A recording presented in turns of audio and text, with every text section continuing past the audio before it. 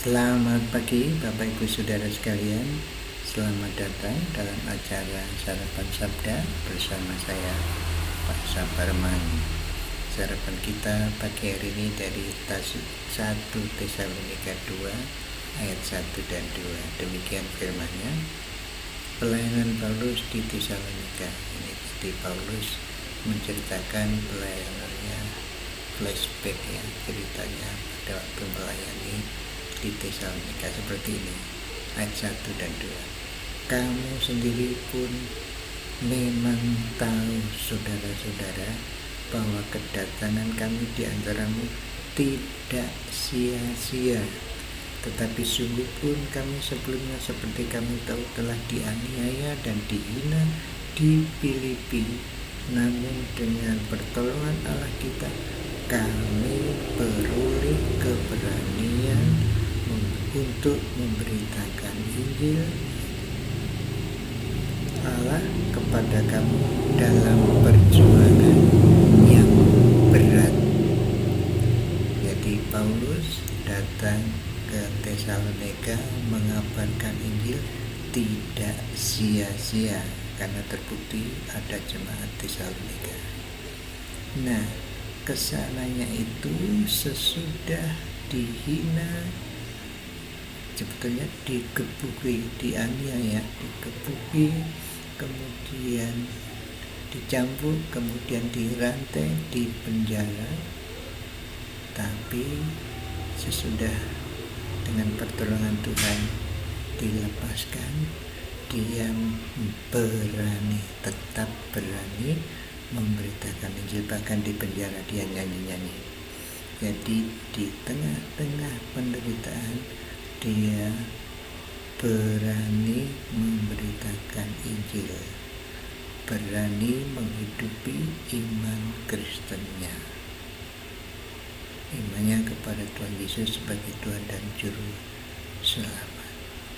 Itu dia berani di tengah-tengah penganiayaan itu. Dan sampailah di Tesalonika juga dalam perjuangan ada yang menentang Paulus, tapi Paulus berani memberitakan Injil Allah dengan khotbah atau dengan pengajaran, tetapi juga dengan cara hidupnya, pola hidupnya. Itu semua, mengapa berani? Itu semua katanya karena pertolongan Allah.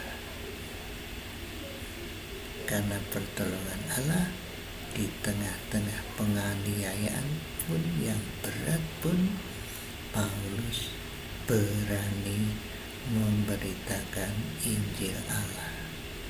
Bagaimana dengan Bapak Ibu Saudara sekalian yang dikasihi Tuhan?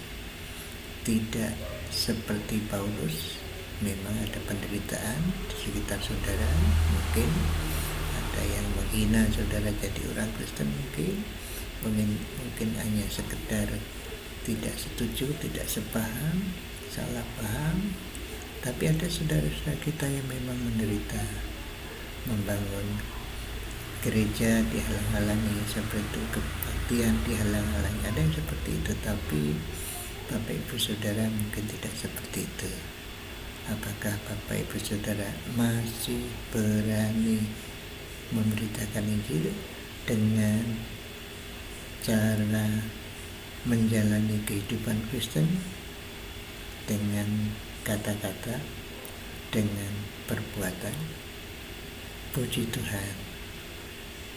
Itu semua tapi bukan karena kemampuan Bapak Ibu Saudara dan saya, tetapi karena pertolongan Allah kita. Mari kita mohon Dia supaya kita hari ini khususnya menjalani hidup sebagai orang Kristen, sehingga merupakan berita Injil kepada orang di sekitar kita. Mari kita berdoa. Tuhan, seperti Paulus yang sudah Kau tolong sehingga berani menjalani hidup Kristen, memberitakan Injil melalui khotbah-khotbahnya, pengajarannya, tetapi juga melalui hidupnya.